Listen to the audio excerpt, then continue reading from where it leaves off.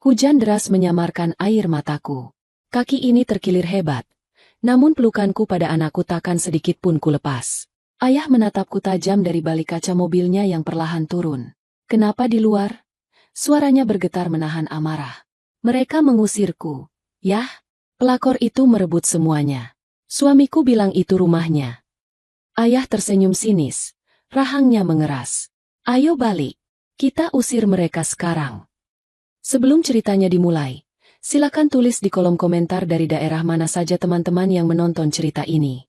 Jangan lupa like dan subscribe agar channel ini bisa semakin berkembang dan bisa mempersembahkan cerita yang lebih menarik lagi. Pagi itu, matahari bahkan belum benar-benar menampakkan wajahnya, tetapi punggungku rasanya sudah mau patah. Suara tangisan anakku, Rian, yang baru berusia 6 bulan menggema di seluruh penjuru rumah mewah berlantai 2 ini. Aku buru-buru mematikan kompor, mengelap tangan yang basah oleh air cucian piring ke dasterku yang sudah kusam, lalu berlari kecil menaiki tangga marmer yang dingin menuju kamar. Rumah ini megah. Terlalu megah untuk dihuni oleh 3 orang dewasa dan 1 bayi. Lantainya terbuat dari marmer impor, lampu gantung kristal menghiasi ruang tamu, dan perabotannya serba jati ukiran Jepara. Orang-orang yang lewat di depan pagar tinggi rumah kami pasti berpikir bahwa penghuninya hidup bak raja dan ratu. Tapi nyatanya, di dalam istana ini, aku tak lebih dari seorang upik abu yang tak tahu diri. Dina, itu anakmu nangis terus. Kamu ini ngapain aja sih di dapur? Urus dulu anakmu. Berisik tahu. Teriakan melengking itu datang dari kamar sebelah. Kamar ibu mertuaku. Suaranya menusuk telinga, membuat jantungku berdegup lebih kencang. Bukan karena kaget, tapi karena rasa takut yang sudah menjadi makanan sehari-hari. Aku mempercepat langkah, masuk ke kamar, dan segera menggendong Rian yang wajahnya sudah memerah karena menangis.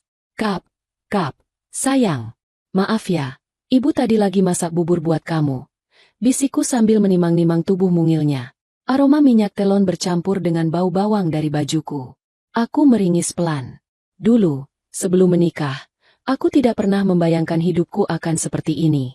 Setelah Rian tenang dan kembali tertidur, aku tidak bisa beristirahat.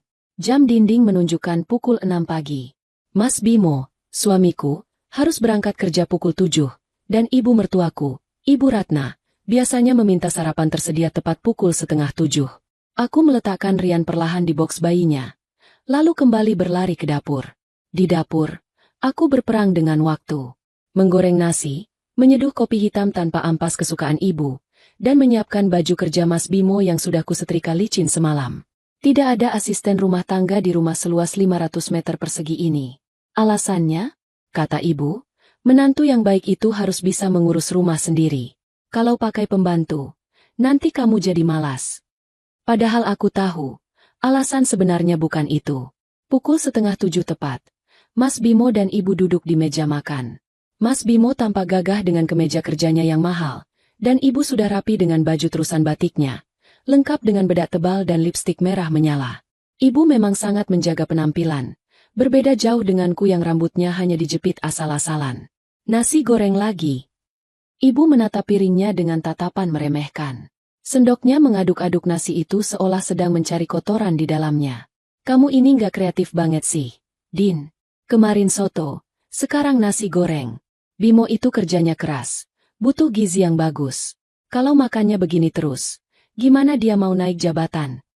Aku menunduk, meremas ujung dasterku di bawah meja. Maaf, Bu. Tadi tukang sayur kesiangan, jadi Dina cuma sempat masak yang ada di kulkas.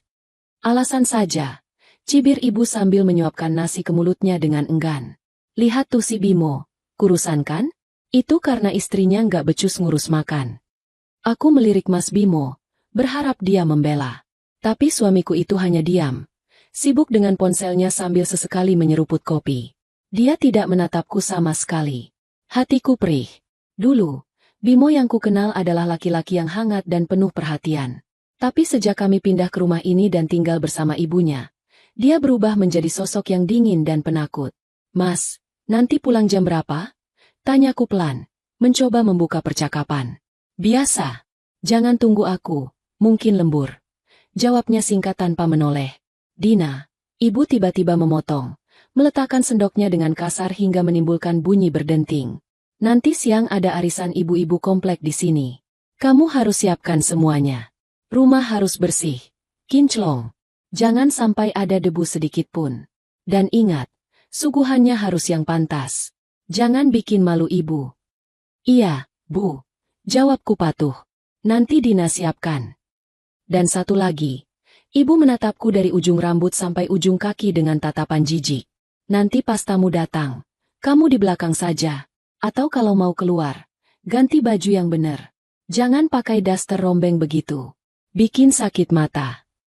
Mas Bimo akhirnya mengangkat kepalanya. Bu, jangan keras-keras gitulah sama Dina. Aku sedikit lega mendengarnya. Tapi kalimat ibu selanjutnya langsung mematahkan harapanku. Loh, ibu kan bicara fakta. Bim, kamu lihat istri kamu itu. Kucel, bau dapur. Kamu itu manajer lo. Bim, punya rumah gedong. Mobil bagus. Masak istrinya kayak pembantu? Harusnya dia sadar diri. Beruntung banget bisa dinikahi kamu yang kaya raya begini. Mas Bimo terdiam lagi. Dia melirikku sekilas dengan tatapan bersalah. Tapi kemudian kembali menunduk. Ya sudah, aku berangkat dulu. Katanya sambil bangkit berdiri. Mencium tangan ibunya. Lalu berjalan keluar tanpa mencium keningku seperti dulu. Siang harinya, rumah sudah ramai.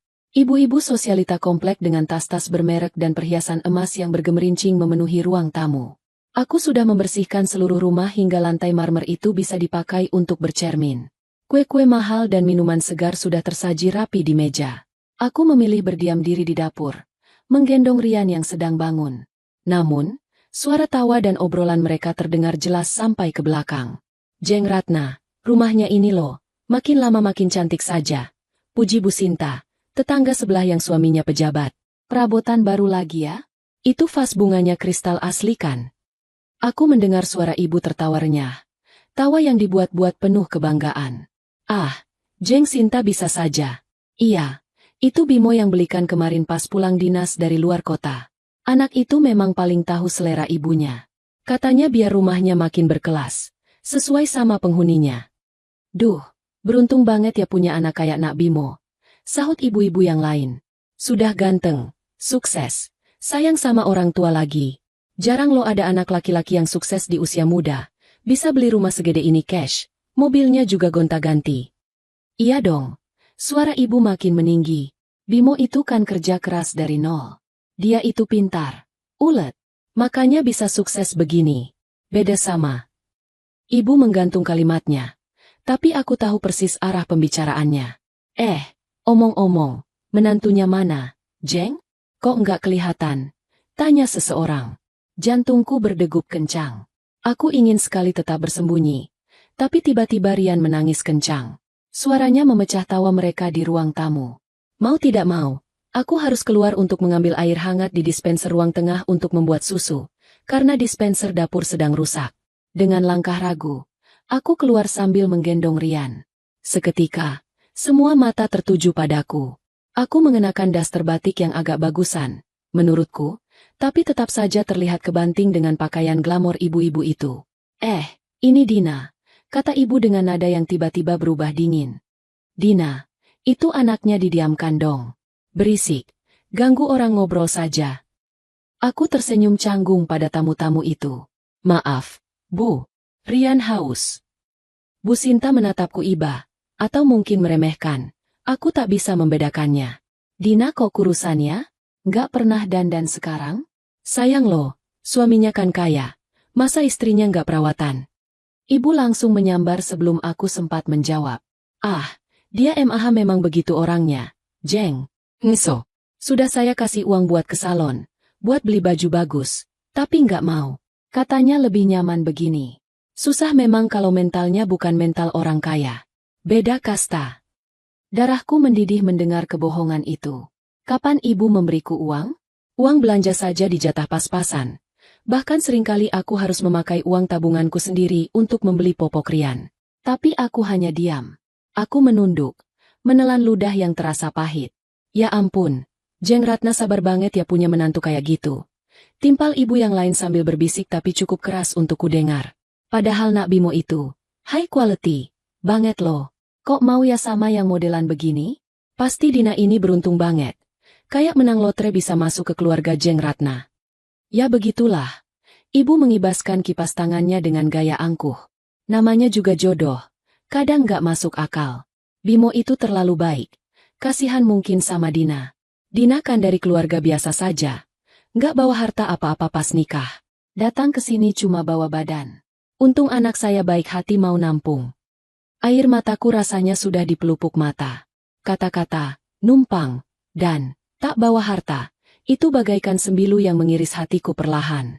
Mereka tidak tahu. Tidak ada satupun dari mereka yang tahu kebenarannya. Aku mempercepat langkahku kembali ke dapur setelah mengambil air. Di balik tembok pembatas, aku menyandarkan punggungku sambil memeluk Rian erat-erat. Dadaku sesak. Ingin rasanya aku berteriak di depan muka mereka semua.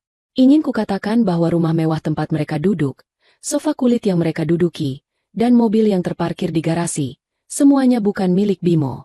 Bimo tidak kaya raya seperti yang ibunya banggakan. Bimo hanyalah karyawan level menengah dengan gaji yang habis untuk membayar cicilan kartu kredit ibunya yang hedon. Tapi aku teringat wajah memelas Bimo malam itu, saat dia bersimpuh di kakiku. Din, tolong aku. Ibuku punya penyakit jantung. Dia nggak boleh stres. Biarkan dia bangga punya anak sukses. Tolong jangan bilang kalau semua ini dari ayahmu.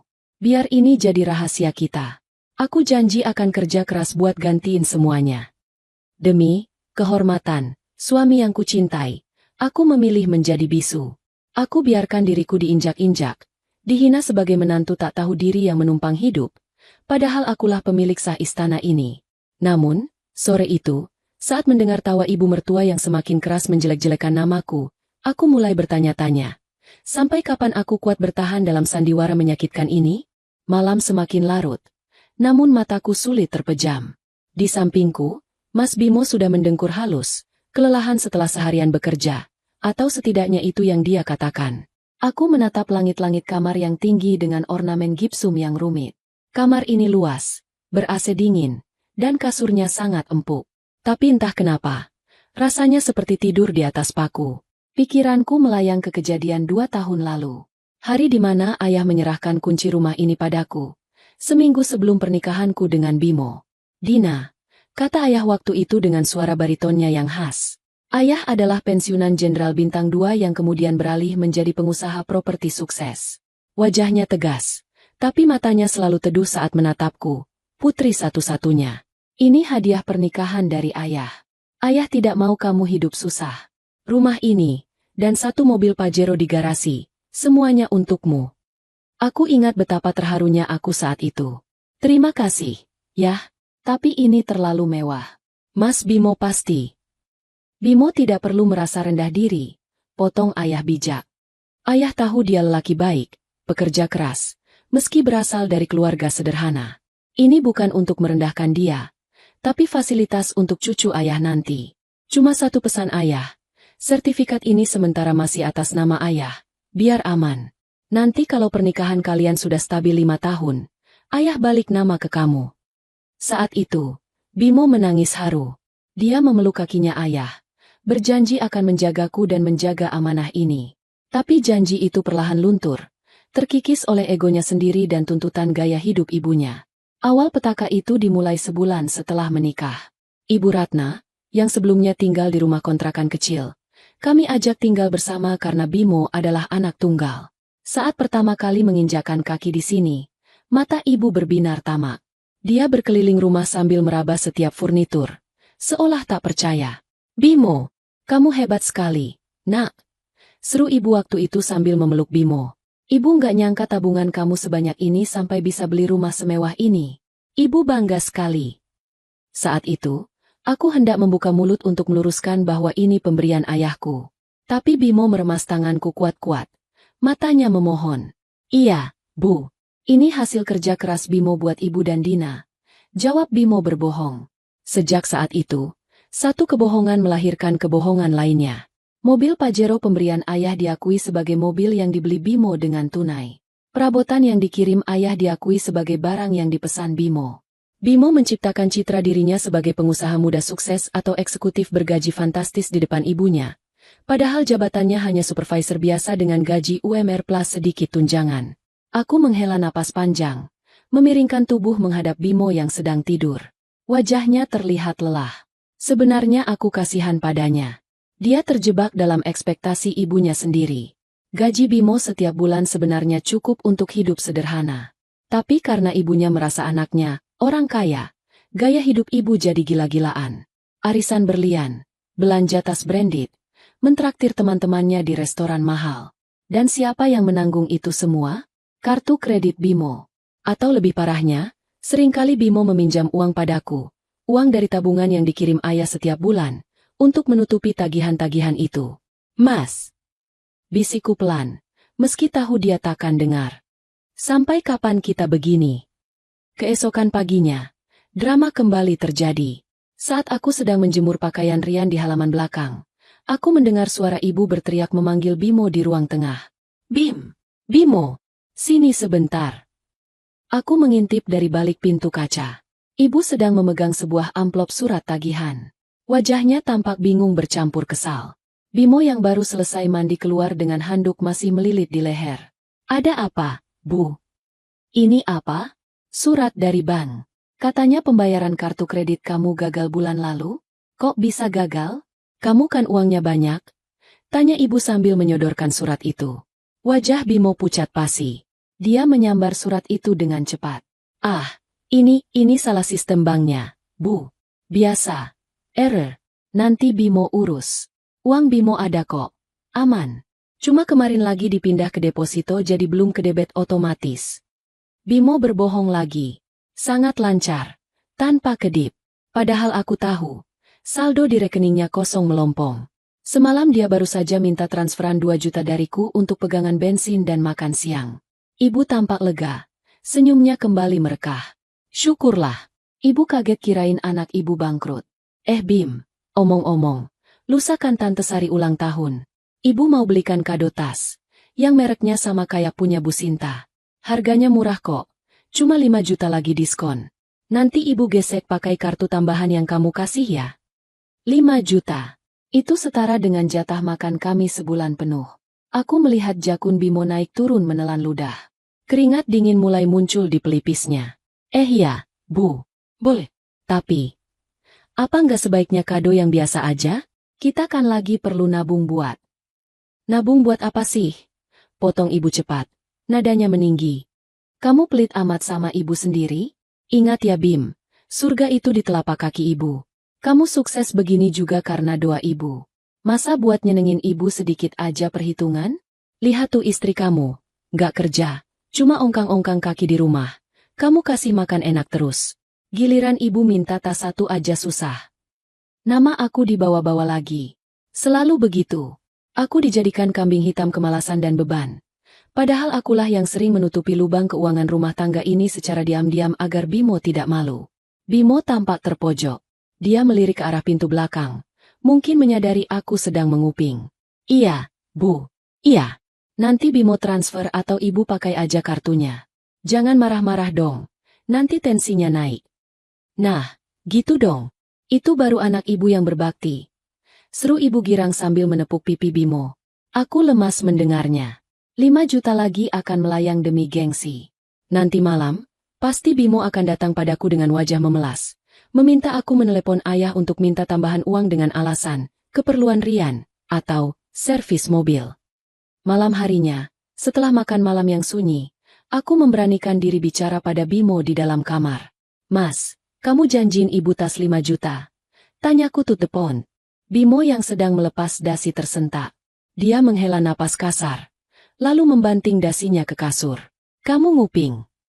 Aku nggak sengaja dengar. Mas, suara ibu keras banget. Mas, kita ini nggak punya uang segitu. Gaji mas bulan ini sudah habis buat bayar cicilan mobil. Yang padahal mobil itu sudah lunas dari ayah tapi mas gadaikan BPKB-nya diam-diam buat modal bisnis teman mas yang bodong itu. Kalimatku meluncur deras. Menumpahkan kekesalan yang kupendam. Ya? Bimo pernah menggadaikan BPKB mobil pemberian ayah tanpa sepengetahuanku untuk investasi bodong. Sekarang kami harus membayar cicilannya setiap bulan. Seolah-olah kami sedang mencicil mobil baru. Dina, bisa kecilin suara kamu nggak? Desis Bimo sambil melotot, menunjuk ke arah pintu kamar. Kalau ibu dengar gimana? Biar ibu dengar, Mas. Biar ibu tahu kalau anaknya ini bukan konglomerat. Biar ibu berhenti menuntut yang aneh-aneh. Aku capek, Mas. Aku capek dihina terus, dibilang numpang, dibilang miskin. Padahal aku yang nombokin gaya hidup kalian. Cukup, bentak Bimo. Wajahnya merah padam. Tapi bukan karena marah yang berwibawa, melainkan marah karena ketakutan.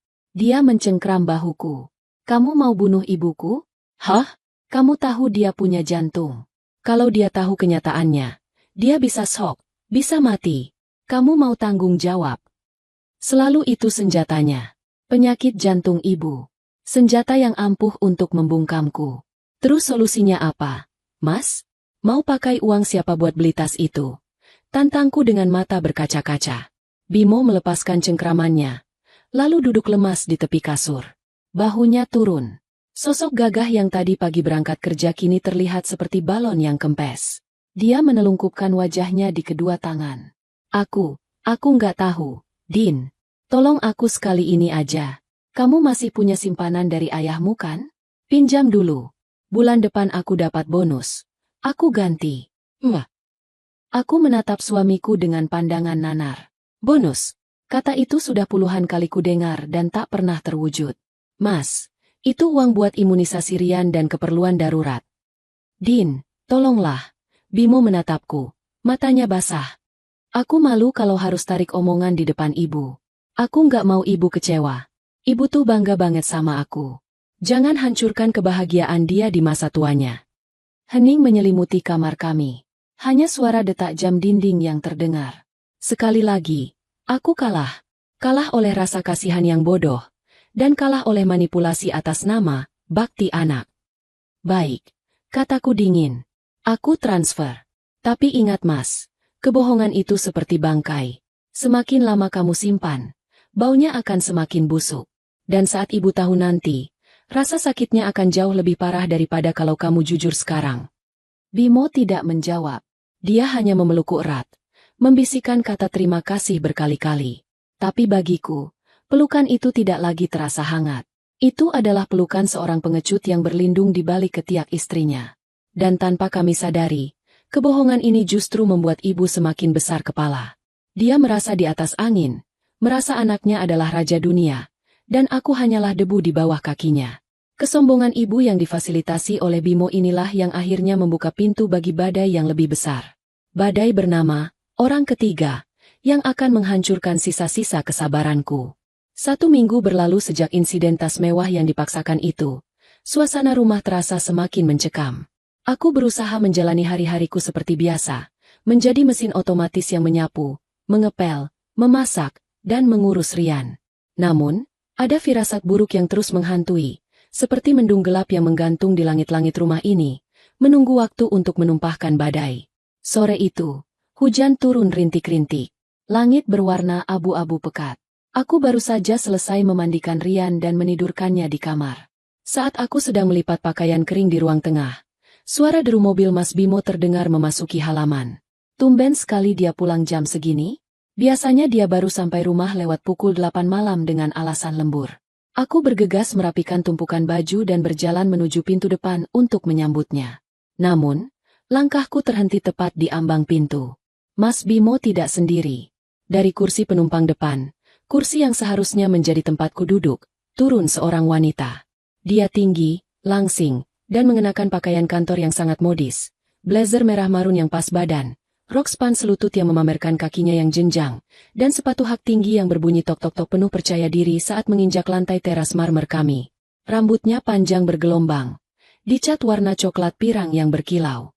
Wajahnya dipoles make-up sempurna, dengan lipstik merah yang senada dengan blazernya. Aroma parfum vanila yang manis dan menyengat langsung menusuk hidungku, bahkan sebelum mereka masuk ke dalam rumah.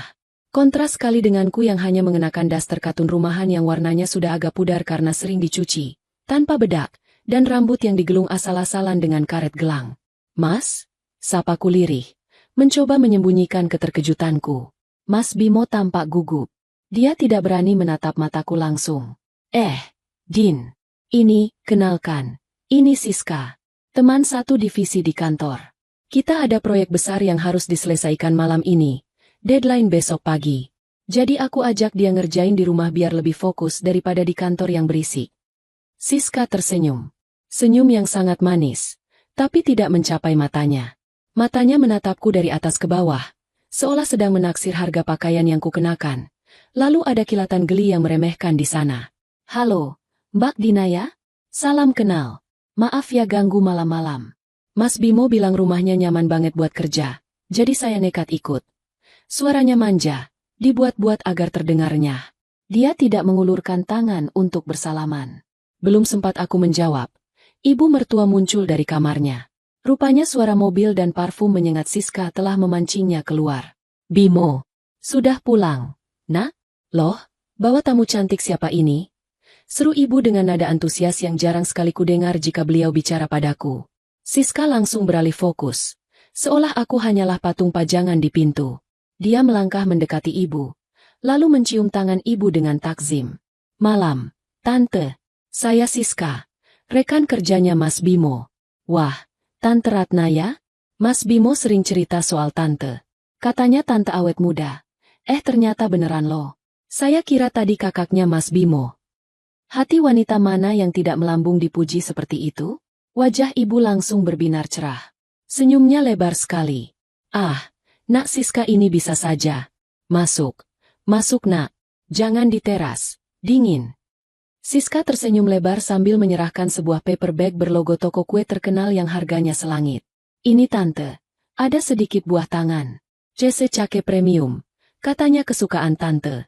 Mas Bimo yang kasih tahu seleranya Tante. Ibu menerima bungkusan itu dengan mata berbinar. Ya ampun, repot-repot banget. Siska ini sudah cantik, sopan, perhatian lagi. Beda banget sama. Ibu melirikku sekilas dengan ekor matanya. Lalu mendengus pelan.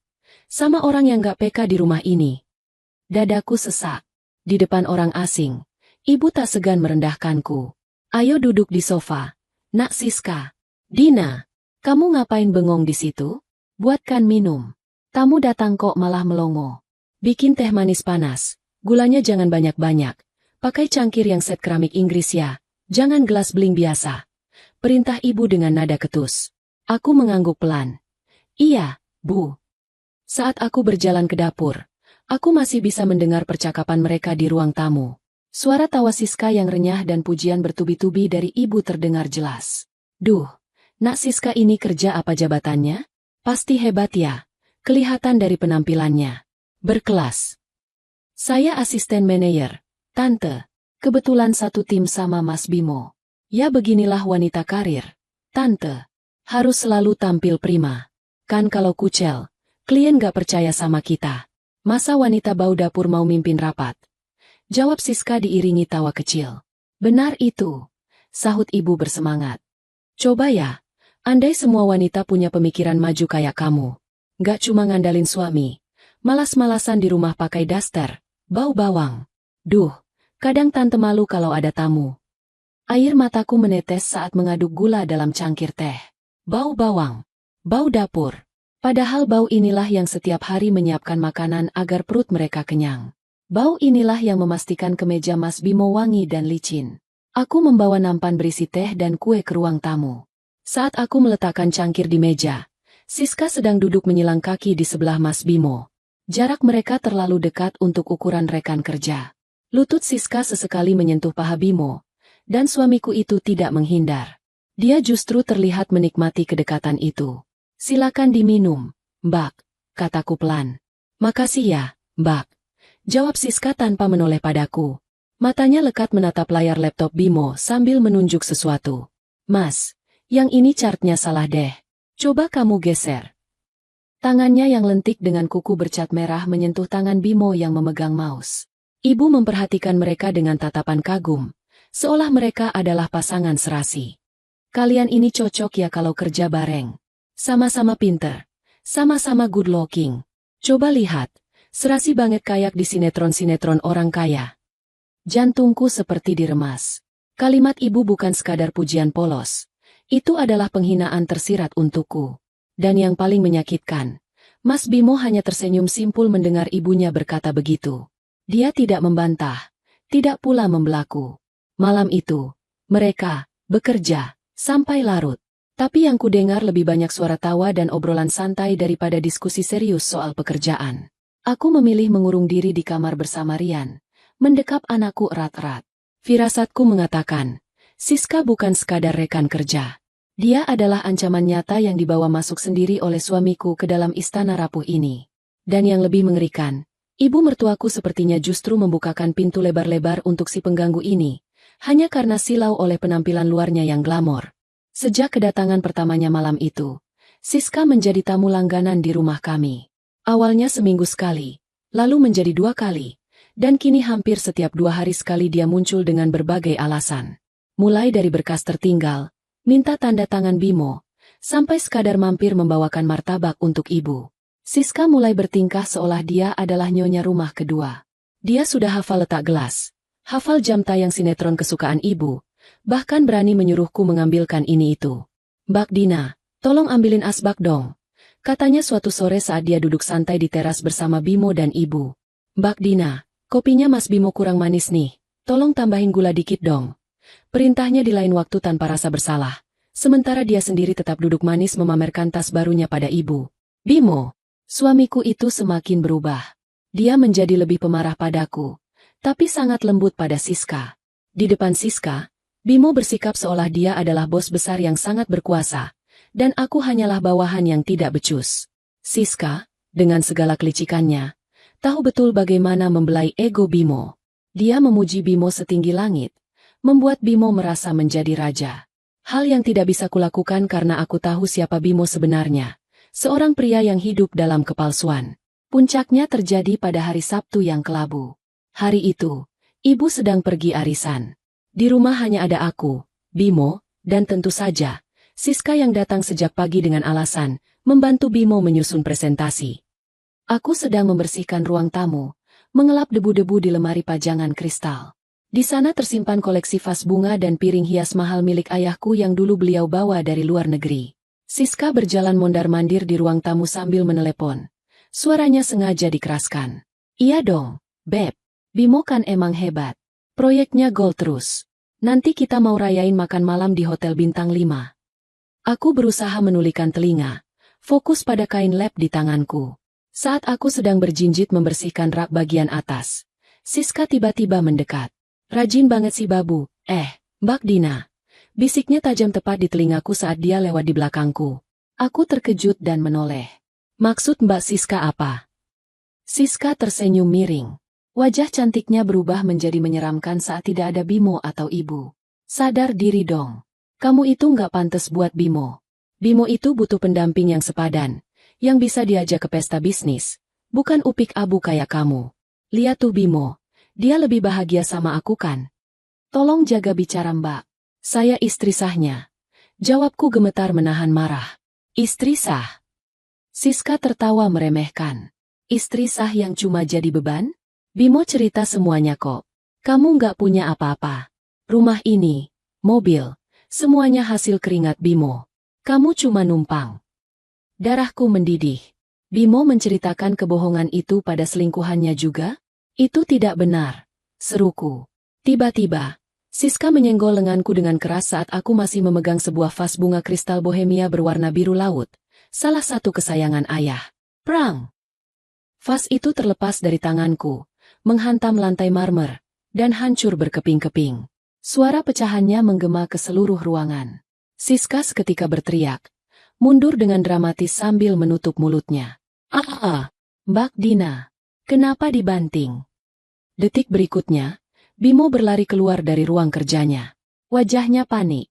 "Ada apa? Suara apa itu?" Dia melihat pecahan kristal berserakan di lantai. Wajahnya memerah padam. "Itu vas mahal. Bimo tahu harganya puluhan juta, dan dia takut setengah mati kalau vas itu rusak karena dia pikir itu aset berharga yang bisa dijual kalau dia kepepet." "Dina," bentak Bimo, "kamu apakan vas itu?" Belum sempat aku menjawab, Siska sudah mendahului dengan suara bergetar, akting menangis. "Mas, aku tadi cuma bilang mau bantu dia elap-elap. Dia malah marah, bilang gak butuh bantuan pelakor. Terus dia banting vasnya ke arah aku. Untung aku gak kena, Mas." Aku terbelalak. "Fitnah, Mas. Dia bohong." Dia yang nyenggol tangan aku. Cukup. Bimo menampar pipiku. Plak. Duniaku serasa berhenti berputar. Pipiku panas.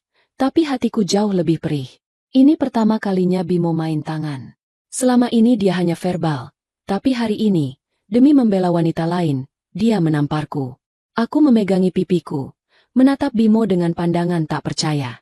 Air mata mulai mengalir deras. Mas, kamu pukul aku? Demi dia. Kamu yang keterlaluan, teriak Bimo. Telunjuknya mengarah ke mukaku. Kamu itu cemburuan gak jelas. Siska itu tamu. Dia rekan kerjaku. Berani-beraninya kamu mau lempar barang mahal ke dia? Kalau dia luka gimana? Kamu bisa ganti vas itu? Hah? Itu harganya lebih mahal dari harga diri kamu. Tepat saat itu, pintu depan terbuka. Ibu pulang. Beliau melihat kekacauan itu. Pecahan beling. Aku yang menangis memegangi pipi, dan Siska yang bersembunyi di balik punggung Bimo sambil sesenggukan palsu. Ya Allah! Gusti! Ada apa ini? Vas kristal saya. Ibu menjerit histeris melihat koleksi. Kebanggaannya hancur. Dia langsung berlari melihat pecahan itu. Seolah itu adalah anaknya yang mati. Dina banting vas itu. Bu. Dia ngamuk karena cemburu sama Siska. Lapor Bimo cepat. Mencari perlindungan pada ibunya. Ibu berdiri tegak. Matanya menyalang menatapku. Tatapan itu penuh kebencian. Dasar perempuan kampung. Deso, barang semahal ini kamu pecahkan cuma gara-gara cemburu buta? Kamu tahu nggak harganya berapa? Kamu kerja seumur hidup jadi pembantu juga nggak bakal bisa ganti. Bu, bukan Dina, Bu, Siska yang. Diam kamu, potong ibu kasar. Dia melangkah maju dan mendorong bahuku hingga aku terhuyung ke belakang. Kakiku menginjak pecahan kaca kecil. Perih. Tapi aku tak merasakannya saking sakitnya hatiku. Dengar ya, Dina. Desis ibu dengan suara rendah namun penuh racun. Saya sudah cukup sabar nampung kamu di sini. Kamu itu nggak becus masak. Nggak becus urus suami. Sekarang malah ngerusak barang-barang berharga anak saya. Kalau bukan karena anakku yang baik hati mau mungut kamu jadi istri. Kamu itu sudah jadi gelandangan di jalanan. Harusnya kamu nyembah suamimu. Bukan malah ngelunjak. Siska tersenyum puas di balik punggung Bimo. Senyum kemenangan yang menjijikan. Aku menatap mereka bertiga. Suamiku, ibu mertuaku, dan wanita penggoda itu. Mereka berdiri di sana, di rumahku, di atas lantai marmer milikku, dikelilingi barang-barang pemberian ayahku. Namun mereka memperlakukanku seperti sampah. Gelandangan. Gumamku lirih, mengulang kata-kata ibu. Iya, gelandangan. Bentak ibu lagi. Mulai sekarang, kamu sadar posisi.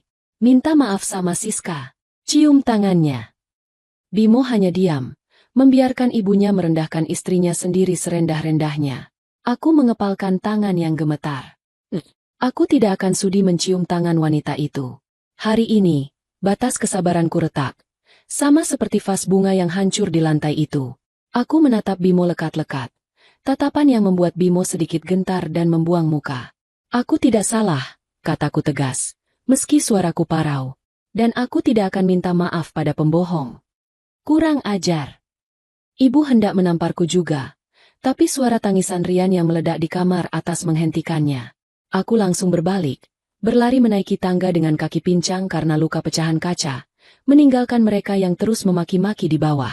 Saat aku mendekap Rian, aku tahu, waktuku di rumah ini sudah habis. Bukan karena aku menyerah. Tapi karena aku harus menyelamatkan kewarasanku dan masa depan anakku dari manusia-manusia serakah ini. Tapi sebelum aku pergi, mereka harus tahu rasa sakit yang sesungguhnya.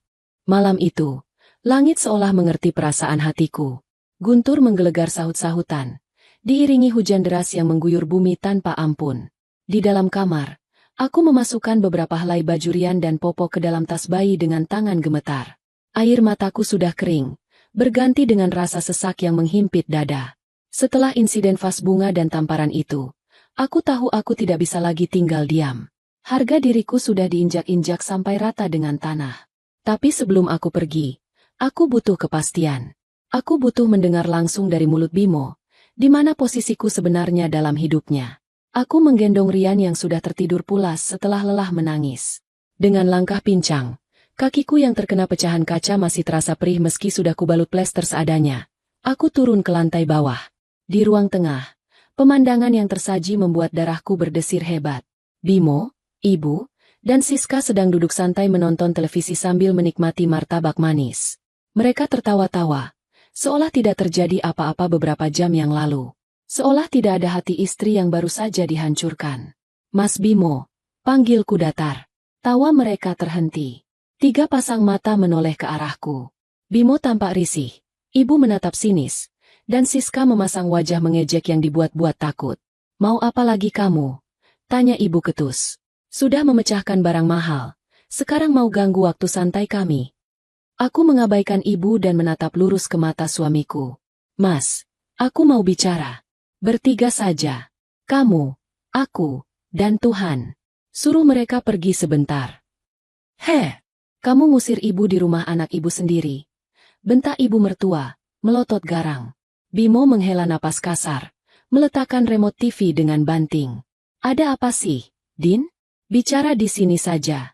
Nggak usah drama. Mas, wanita ini. Aku menunjuk Siska. Dia sudah keterlaluan. Dia menghina aku di rumahku sendiri. Dia memfitnah aku. Dan kamu lebih percaya dia daripada istrimu yang sudah melahirkan anakmu. Aku tanya sekarang, Mas, siapa dia sebenarnya? Dan mau kamu apa? Siska langsung bergelayut manja di lengan Bimo. Wajahnya dibuat sendu. Mas, tuh kan, Mbak Dina mulai lagi. Padahal aku di sini cuma mau hibur Tante Ratna yang lagi sedih gara-gara vasnya pecah. Kok aku disalahin terus? Dina, bentak Bimo.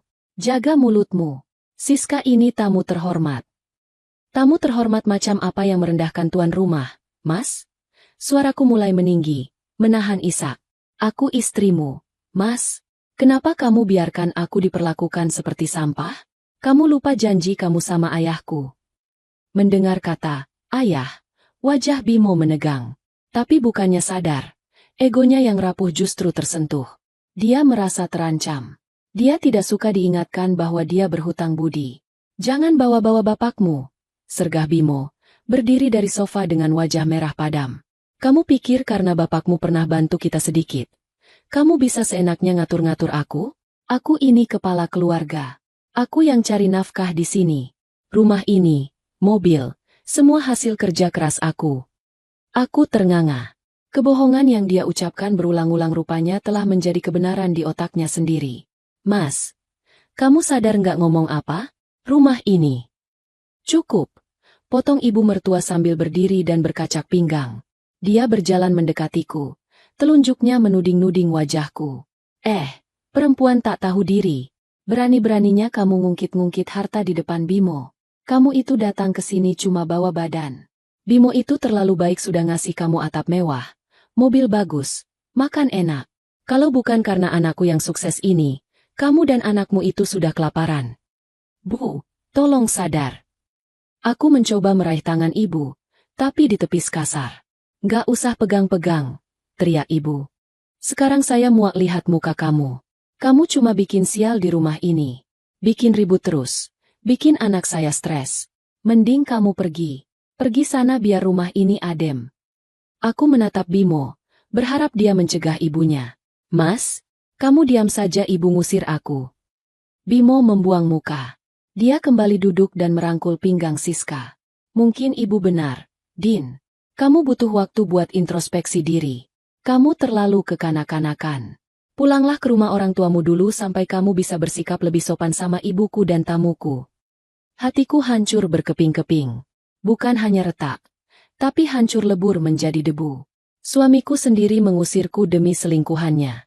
Baik, kataku dengan suara bergetar namun tegas. Aku akan pergi. Tapi ingat Mas, saat aku melangkah keluar dari pintu itu, jangan harap aku akan kembali. Aku berbalik menuju meja dekat pintu masuk. Tempat kunci mobil Pajero itu tergeletak. Itu mobilku. Hadiah dari ayahku. Aku akan membawanya karena aku butuh kendaraan untuk membawa Rian di tengah hujan badai ini. Namun, sebelum tanganku menyentuh kunci itu, tangan keriput ibu mertua lebih dulu menyambarnya. Mau ngapain kamu? Hardik ibu sambil menggenggam kunci itu erat-erat di dadanya. Itu kunci mobil saya, Bu. Saya mau pergi. Jawabku. Mobil kamu. Ibu tertawa cempreng. Tawa yang mengerikan. Mimpi kamu. Ini mobil anakku. Bimo yang beli ini cash. Kamu nggak punya hak seujung kuku pun atas mobil ini. Enak saja mau bawa kabur aset anakku. Tapi Bu, itu pemberian. Heh, maling teriak maling. Potong ibu. Dia mendorong tubuhku keras-keras ke arah pintu. Keluar kamu. Jalan kaki sana. Rasain gimana susahnya hidup tanpa fasilitas anakku. Bimo hanya diam menonton. Siska tersenyum sinis sambil berbisik pada Bimo. Bagus mas, biar dia belajar mandiri. Jangan dimanjain terus. Bimo, itu mobil dari ayahku. Kamu tahu itu? Teriakku putus asa pada suamiku. Bimo menatapku dingin. Itu mobilku, Din. STNK ada di aku. Jangan ngaku-ngaku. Sudah. Sana pergi sebelum ibu makin marah. Aku didorong paksa oleh ibu hingga ke teras. Hujan tempias membasahi wajahku dan wajah Rian yang mulai terbangun dan menangis kaget. Pergi. Ibu mendorongku sekali lagi dengan sekuat tenaga tepat di ambang pintu pagar. Lantai teras yang licin karena hujan membuatku kehilangan keseimbangan. Aag! Aku terjatuh. Tubuhku menghantam paving blok yang keras dan basah. Secara refleks, aku memutar badan agar tidak menindih Rian. Punggung dan siku tanganku yang menghantam tanah, sementara Rian selamat dalam dekapanku, menangis kencang karena guncangan itu. Rasa nyeri yang luar biasa menjalar dari pergelangan kakiku yang tadi sudah terluka. Sepertinya terkilir parah. Ya Tuhan! Rintiku. Dari balik pagar, ibu mertua melempar tas bayi kecilku ke jalanan yang becek. Tuh barang rongsokanmu. Jangan balik lagi kecuali kamu mau sujud di kaki saya. Blam! Pintu gerbang besi yang tinggi itu ditutup kasar dari dalam. Bunyi kuncinya terdengar menyakitkan. Aku sendirian. Di tengah hujan deras, di atas aspal yang dingin, dengan kaki yang tak bisa digerakkan dan bayi yang menangis histeris. Aku memandang rumah megah itu. Rumah yang sertifikatnya tersimpan di brankas ayahku. Tapi kini pintunya tertutup bagiku. Bimo, lelaki yang kucintai, telah memilih menjadi penjahat demi gengsi dan ibunya. Dengan sisa tenaga, aku mencoba bangkit. Sakitnya luar biasa. Aku harus menyeret kakiku. Aku tidak membawa dompet. Ponselku tertinggal di atas nakas kamar karena tadi aku buru-buru mengemas baju Rian. Aku tidak punya uang sepeser pun. Sabar ya, nak. Sabar sayang. Bisikku pada Rian di sela isak tangis yang bercampur air hujan. Ibu akan bawa kamu pergi. Kita cari tempat teduh. Aku mulai berjalan tertatih-tatih menjauhi rumah neraka itu. Setiap langkah adalah siksaan.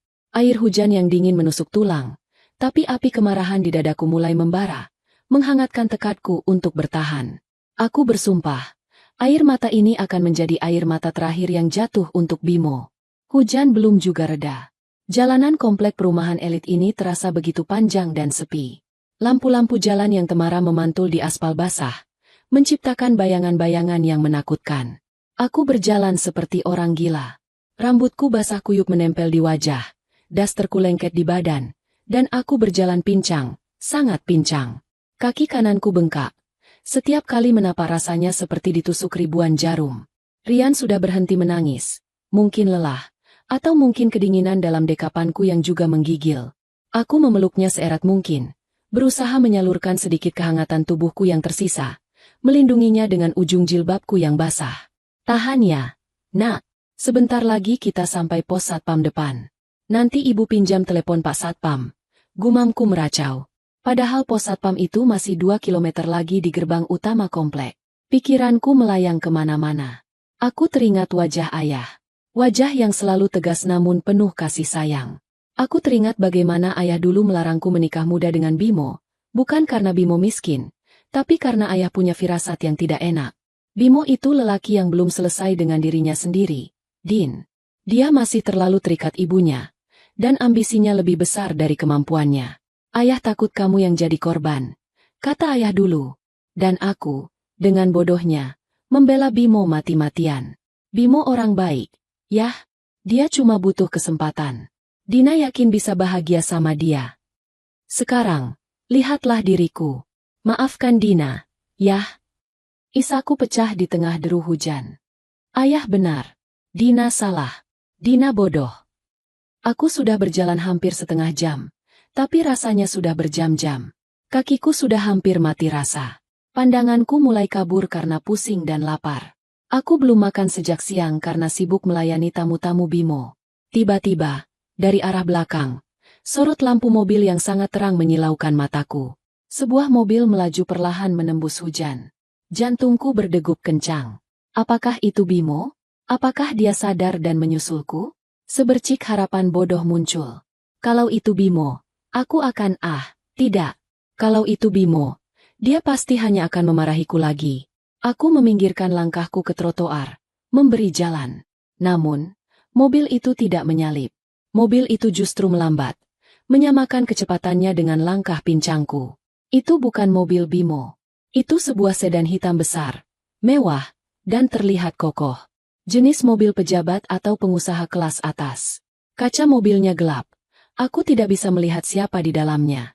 Ketakutan mulai merayap. Apakah ini orang jahat? Penculik? Di kondisi seperti ini, aku adalah sasaran empuk. Mobil itu berhenti tepat di sampingku. Kaca jendela belakang perlahan turun secara otomatis. Aku memeluk Rian semakin erat. Siap lari meski kakiku sakit. Namun, saat kaca itu terbuka sepenuhnya, mataku terbelalak lebar. Wajah yang sangat kukenal ada di sana. Wajah yang selama ini kurindukan sekaligus kuhindari karena rasa malu. Ayah. Beliau duduk di kursi belakang, mengenakan kemeja batik yang rapi. Di tangannya ada sebuah map dokumen. Wajahnya yang tua namun gagah itu menatapku dengan ekspresi yang sulit kutebak. Awalnya bingung, lalu berubah menjadi syok yang luar biasa. Dina? Suaranya berat, menembus suara hujan. Aku mematung. Lidahku keluh. Ayah! Ayah tidak menunggu sedetik pun. Dia langsung membuka pintu mobil dan melompat keluar tanpa mempedulikan hujan yang langsung membasahi pakaian mahalnya. Dia berlari kecil menghampiriku. Ya Allah, Gusti, Dina. Ayah meraih bahuku. Matanya menatapku dari ujung rambut yang basah kuyup sampai ke kakiku yang bengkak tanpa alas kaki. Sandalku putus di tengah jalan. Tatapannya berhenti pada Rian yang menggigil di gendonganku. Kenapa kamu di sini? Kenapa hujan-hujanan? Suara ayah bergetar hebat. Antara marah, sedih, dan panik. Di mana mobilmu? Di mana suamimu? Pertahanan diriku runtuh seketika. Melihat wajah teduh ayah, tembok yang selama ini kubangun untuk terlihat kuat di depan Bimo hancur lebur. Aku menangis meraung-raung, menumpahkan segala rasa sakit yang kupendam selama 2 tahun ini. Yah, tolong Dina. Yah. Tangisku pecah. Kikit, yah. Ayah langsung merangkulku, memayungi Rian dengan tubuh besarnya. Sudah. Masuk mobil dulu. Cepat. Ayah menuntunku masuk ke dalam mobil mewahnya yang hangat dan beraroma kulit mahal. Sopir pribadi ayah, Pak Ujang, tampak kaget melihat kondisiku lewat spion, tapi dia diam saja, tahu situasi sedang genting. Ayah mendudukkan aku di kursi empuk, lalu dengan sigap mengambil selimut tebal yang selalu dia simpan di mobil dan membalutkannya ke tubuhku dan Rian. Dia mengambil tisu, mengeringkan wajah Rian dengan lembut. Pak Ujang, matikan AC. Nyalakan penghangat. Perintah ayah tegas. Setelah suasana sedikit tenang, dan aku mulai berhenti menggigil, ayah menatapku tajam. Tatapan seorang jenderal yang sedang menginterogasi. Tapi kali ini penuh dengan rasa sakit seorang ayah. Cerita sama ayah. Sekarang, tuntutnya. Kenapa kamu jalan kaki kayak gembel begini? Mana mobil Pajero yang ayah kasih? Mana suamimu? Aku menunduk, menatap wajah damai Rian yang mulai hangat dalam selimut. Mereka mengusirku. Yah, cicitku pelan. Apa? Wajah ayah mengeras. Rahangnya menonjol. Ibu mertua, dia mengusirku. Dia bilang aku cuma numpang. Dia bilang kalau bukan karena anaknya yang baik hati nampung aku sudah jadi gelandangan. Ayah terdiam. Hening yang mencekam. Tangan ayah mengepal di atas lututnya hingga buku-bukunya memutih. Terus mobil itu? Tanya ayah lagi. Suaranya semakin rendah dan berbahaya. Aku mau pakai mobil itu buat pergi. Yah, tapi kuncinya dirampas ibu mertua. Aku menelan ludah. Air mata kembali menetes. Dia bilang itu mobil anaknya. Bimo bilang ke ibunya kalau mobil itu dia yang beli cash. Dia melarang aku bilang yang sebenarnya. Dan tadi saat aku diusir, Bimo diam saja. Dia malah milih selingkuhannya. Selingkuhan. Mata ayah menyipit. Ada wanita lain. Aku mengangguk lemah. Namanya Siska. Dia ada di sana sekarang.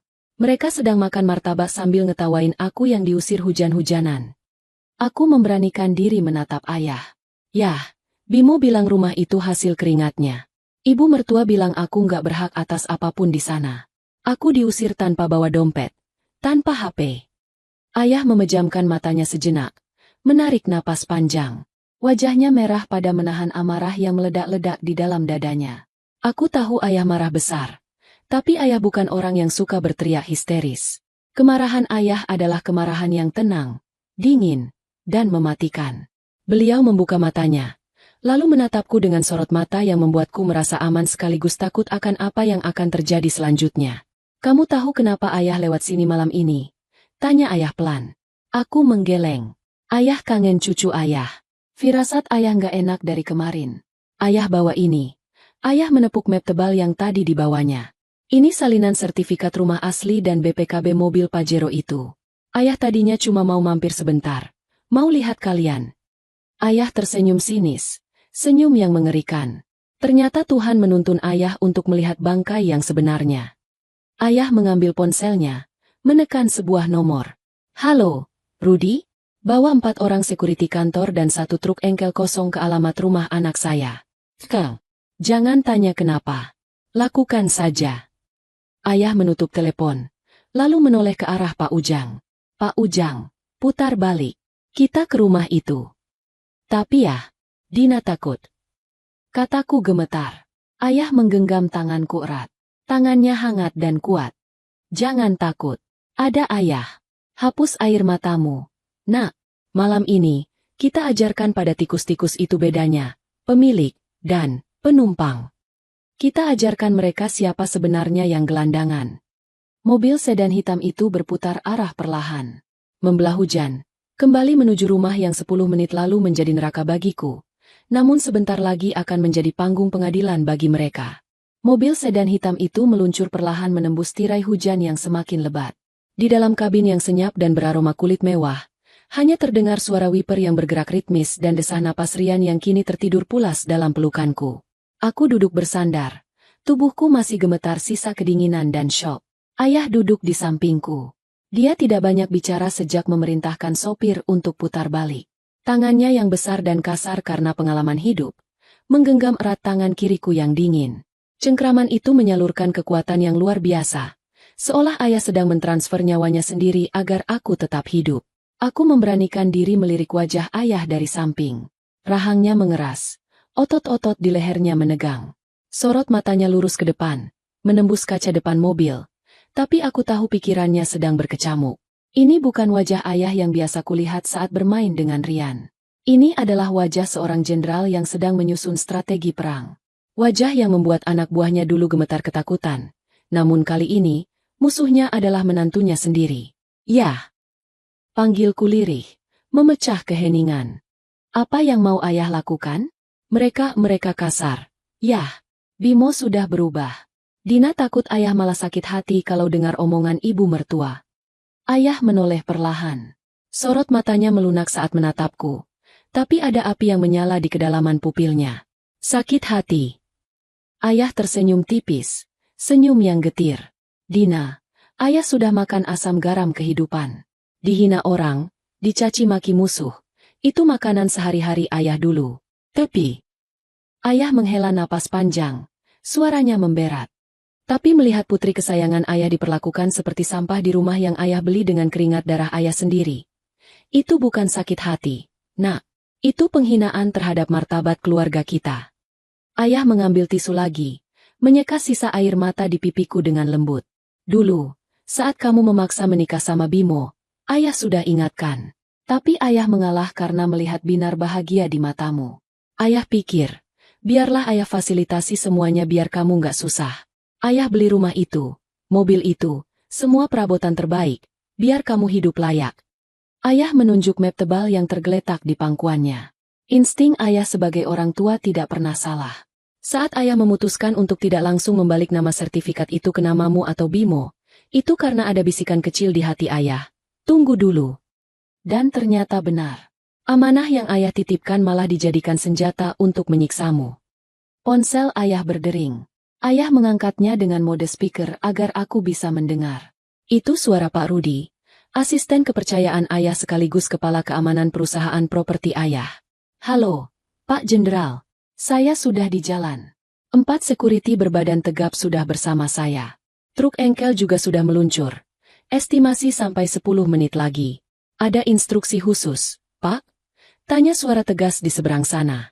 Bagus, Ruth. Jawab ayah tenang namun dingin. Instruksinya sederhana. Malam ini juga, rumah itu harus steril dari hama. Pastikan tidak ada satu barang pun milik saya yang mereka bawa keluar. Kecuali baju yang menempel di badan. Kalau mereka melawan, kamu tahu prosedurnya. Tapi ingat, jangan main fisik duluan kecuali terdesak. Kita main cantik, tapi mematikan. Siap, laksanakan Pak. Ayah memutus sambungan telepon. Aku merinding mendengar percakapan itu. Truk? Untuk apa truk? Yah. Untuk mengangkut barang-barang yang mungkin, tidak sengaja, mereka klaim sebagai milik mereka. Atau sekadar memindahkan barang rongsokan mereka keluar dari istanamu. Jawab ayah santai. Ayah kemudian merogoh tas kerjanya di kursi depan. Mengeluarkan sebuah paper bag. Ini ada baju ganti. Kemeja flanel ayah dan celana training bersih. Kamu ganti sekarang di mobil. Kaca mobil ini gelap. Tidak akan terlihat dari luar. Pak Ujang akan keluar sebentar jaga di depan. Mobil berhenti di pinggir jalan yang agak gelap. Tak jauh dari gerbang komplek. Pak Ujang dengan sopan keluar membawa payung. Berdiri membelakangi mobil. Aku dengan susah payah mengganti daster basahku dengan kemeja kebesaran milik ayah. Aroma maskulin ayah yang khas menempel di baju itu. Membuatku merasa dilindungi perisai baja. Setelah aku rapi dan Rian pun sudah kubungkus dengan jaket tebal ayah. Kami kembali melaju. Jantungku berdegup kencang saat mobil mulai mendekati blok rumah kami.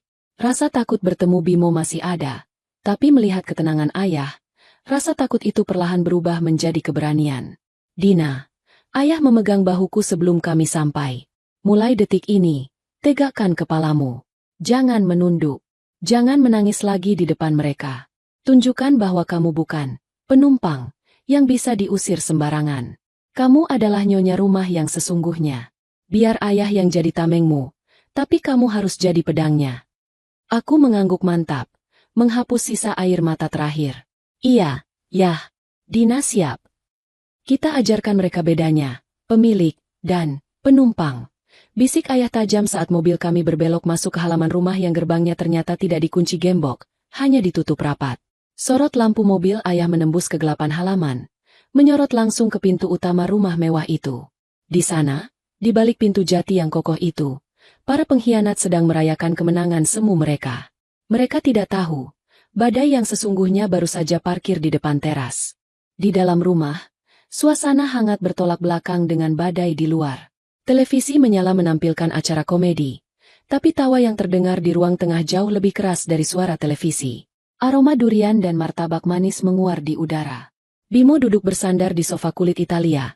Sofa yang kubeli bersama ayah 2 tahun lalu, dengan kaki dinaikkan ke atas meja. Siska duduk di sampingnya, menyuapkan potongan martabak ke mulut Bimo dengan manja. Sementara ibu mertua, Ibu Ratna, sedang sibuk mematut diri di depan cermin hias ruang tengah sambil menenteng tas-tas branded milikku yang dia ambil paksa dari lemari kamarku begitu aku pergi.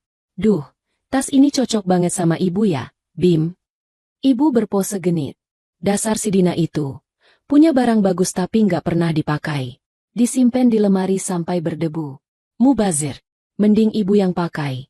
Jadi kelihatan berkelas. Ambil aja semua, Bu. Sahut Bimo dengan mulut penuh makanan. Dina nggak bakal berani balik lagi.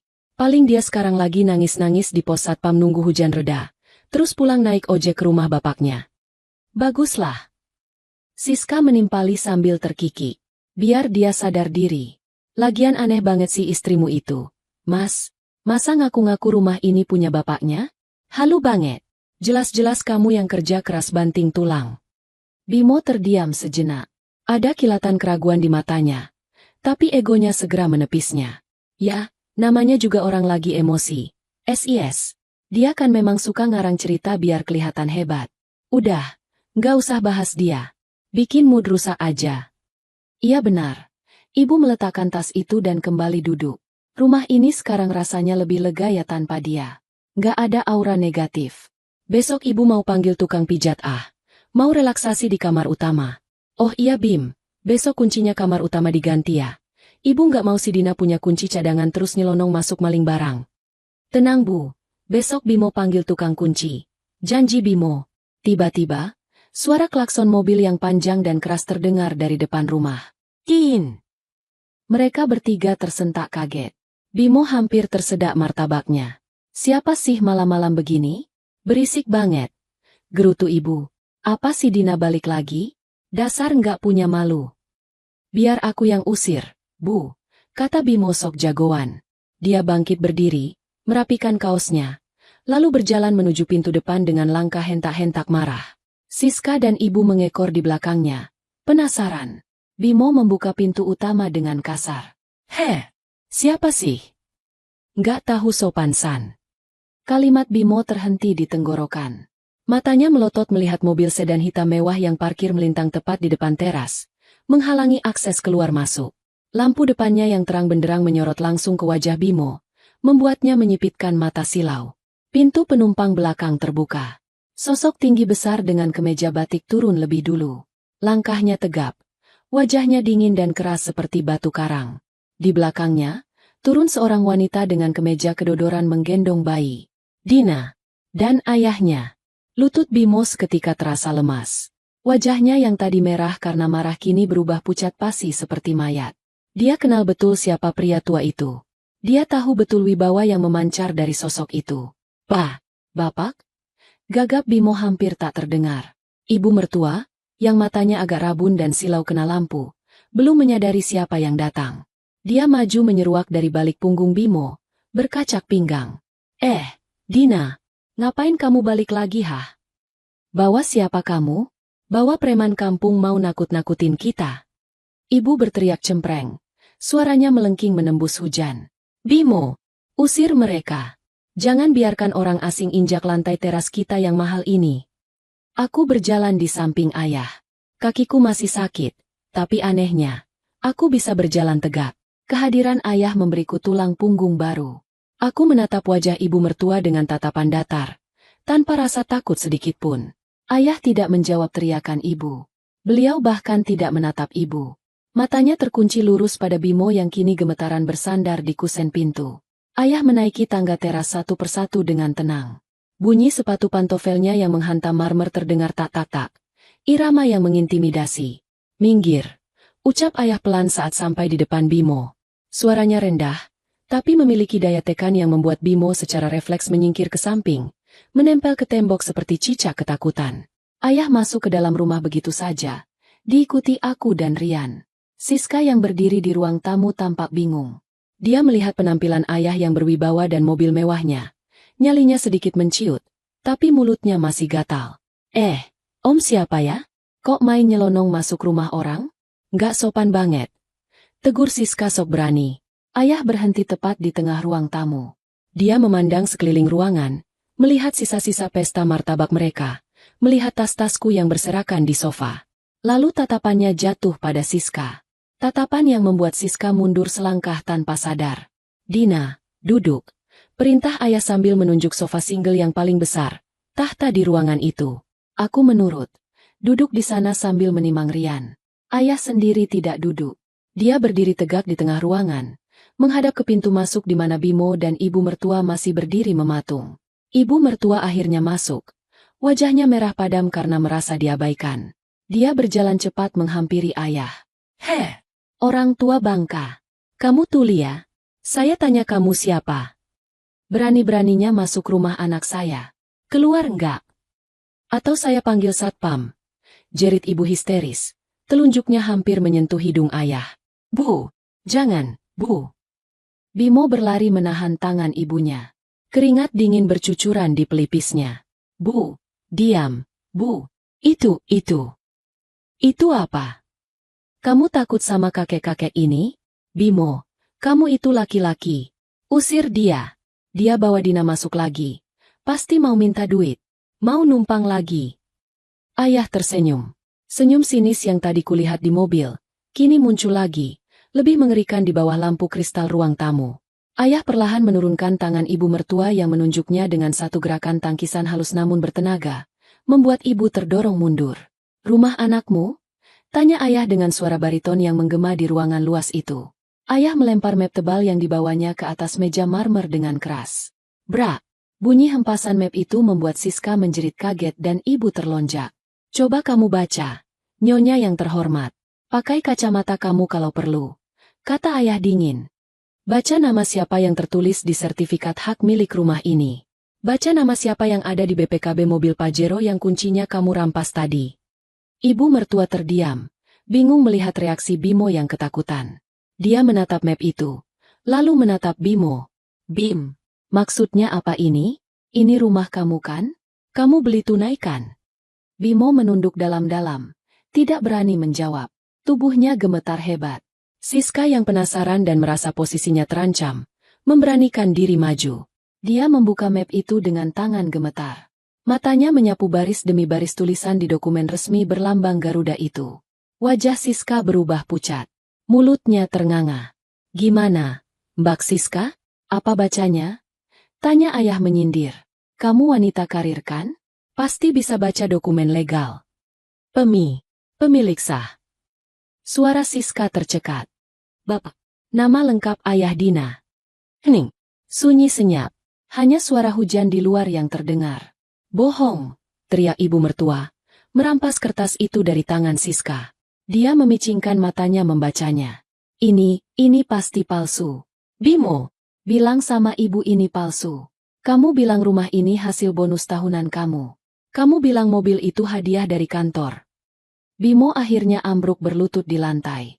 Dia menangis. Bukan tangisan penyesalan, tapi tangisan anak kecil yang ketahuan mencuri. "Maafin Bimo, Bu. Bimo bohong. Bimo cuma mau ibu bangga." Pengakuan itu bagaikan petir di siang bolong bagi ibu mertua. Tubuhnya limbung. Dia berpegangan pada pinggiran meja agar tidak jatuh. Dunia khayalan yang dia bangun selama 2 tahun ini runtuh seketika. Jadi kita." Ibu terbata-bata. "Jadi kalian hanyalah penumpang," potong ayah tegas. "Penumpang yang tidak tahu diri. Penumpang yang sudah diberi tumpangan gratis, difasilitasi mewah, tapi malah meludahi pemiliknya. Malah mengusir anak pemilik rumah ini seperti binatang." Ayah melangkah maju mendekati Bimo yang bersimpuh. "Bimo, panggil ayah." Bimo mendongak dengan wajah basah air mata. "Saya titipkan permata saya padamu. Saya berikan istana ini agar kamu bisa menjaganya dengan layak. Tapi apa balasanmu? Kamu jadikan anak saya pembantu? Kamu biarkan ibumu menghinanya? Dan kamu bawa pelacur ini masuk rumah saya? Jaga mulutmu." Seru Siska tidak terima disebut pelacur. Ayah menatap Siska tajam. "Oh, maaf. Rekan kerja, yang berselingkuh dengan suami orang di rumah istri sahnya. Apa sebutannya kalau bukan itu?" Siska kicep. Tak berani membantah lagi karena aura ayah terlalu menekan. Tiba-tiba, terdengar suara deru mesin truk besar berhenti di depan rumah, diikuti suara langkah kaki tegap banyak orang. Tok, tok, tok. Pintu yang terbuka lebar itu menampilkan sosok Pak Rudi dan 4 orang sekuriti berbadan besar berseragam safari hitam. "Selamat malam, Jenderal," sapa Pak Rudi tegas sambil memberi hormat. "Tim siap. Truk sudah standby." Bimo, Ibu, dan Siska membelalak melihat pasukan itu. Ayah mau ngapain?" tanya Bimo gemetar. Ayah berbalik badan, merangkul pundakku yang sedang duduk. Dia menatap ketiga manusia di depannya dengan tatapan penghakiman terakhir. "Kalian punya waktu 10 menit, kata ayah datar sambil melirik jam tangan mahalnya. "Kemas barang-barang pribadi kalian. Ingat, hanya barang pribadi. Baju, celana, pakaian dalam. Semua elektronik, TV, kulkas, AC, furnitur, bahkan sendok garpu, itu milik saya. Jangan ada satupun yang terbawa atau saya laporkan kalian atas tuduhan pencurian." 10 menit, jerit ibu histeris. "Gila, mana sempat. Kita mau tinggal di mana malam-malam begini? Di luar hujan." "Loh?" Ayah mengangkat alisnya, berpura-pura kaget. "Tadi saat kalian mengusir anak saya yang sedang menggendong bayi, kalian tidak mikir di luar hujan? Kalian tidak mikir dia mau tinggal di mana? Kenapa sekarang saya harus mikirin nasib kalian?" Tapi Pak, saya ibunya Bimo. Justru karena ibu orang tua, harusnya ibu punya hati nurani, bentak ayah. Kali ini suaranya menggelegar, membuat kaca jendela bergetar. Kemurkaan yang sejak tadi ditahan akhirnya meledak. Saya tidak peduli kalian mau tidur di mana. Mau di kolong jembatan, mau di perantoko, itu urusan kalian. Yang jelas, detik ini juga, rumah ini saya ambil alih. Ayah menoleh ke arah Pak Rudi. Ruth, hitung waktu. Kalau lewat 10 menit mereka belum keluar, seret mereka. Dan angkut semua barang rongsokan mereka ke truk, buang di pinggir jalan raya. Siap, Jenderal. Kepanikan melanda. Bimo langsung berlari ke kamar. Ibu mertua menangis meraung-raung sambil memunguti tas-tasnya. Dan Siska tampak bingung. Lalu pelan-pelan mengambil tasnya dan mencoba menyelinap keluar. Eits, mau kemana kamu? Tegurku dingin. Siska menoleh. Wajahnya pucat. Itu. Aku menunjuk sepatu hak tinggi yang dipakainya. Itu sepatu beli pakai kartu kredit Bimo kan? Kartu kredit yang tagihannya dibayar pakai uang ayahku bulan lalu? Lepas. Apa? Gila kamu ya Dina. Ini sepatu aku. Lepas atau aku suruh Pak Security yang lepasin paksa. Ancamku. Siska menggeram kesal. Tapi melihat security berbadan tegap yang melotot padanya, dia akhirnya melepas sepatunya dengan kasar dan melemparnya ke lantai. Dia berjalan keluar rumah nyeker, tanpa alas kaki, menembus hujan menuju mobilnya sendiri yang terparkir di luar. Aku menatap punggungnya dengan puas. Satu hama sudah pergi. Tinggal 2 lagi. Dan malam ini, rumah neraka ini akan kembali menjadi milikku sepenuhnya. Kepanikan melanda ruang tengah rumah mewah itu layaknya semut yang sarangnya disiram air panas. Ibu mertua berlarian ke sana kemari, menyambar apa saja yang bisa dia raih. Vas bunga kecil, taplak meja impor, hingga toples kue kristal. Namun, setiap kali dia mencoba memasukkan barang-barang itu ke dalam tas belanja besar yang dia temukan, tangan kekar salah satu security menahannya. Maaf, Bu, itu inventaris rumah, bukan barang pribadi. Ucap security itu datar namun tegas. Ini saya yang beli, teriak Ibu ngeyel. Padahal aku tahu persis toples itu kado dari teman arisanku. Ibu Ratna. Suaraku memotong kepanikan mereka. Aku masih duduk tenang di sofa, menatap drama di depanku dengan tatapan dingin. Jangan mempermalukan diri sendiri lebih jauh. Security punya daftar inventaris lengkap. Ayahku orang yang sangat teliti. Beliau mencatat setiap paku yang tertanam di rumah ini. Bimo keluar dari kamar dengan menyeret satu koper besar. Wajahnya sembab, matanya merah. Dia terlihat seperti anak kecil yang tersesat. Dia menatapku, lalu menatap ayah yang berdiri bersedekap di dekat pintu utama, mengawasi proses eksekusi ini bak malaikat pencabut nyawa.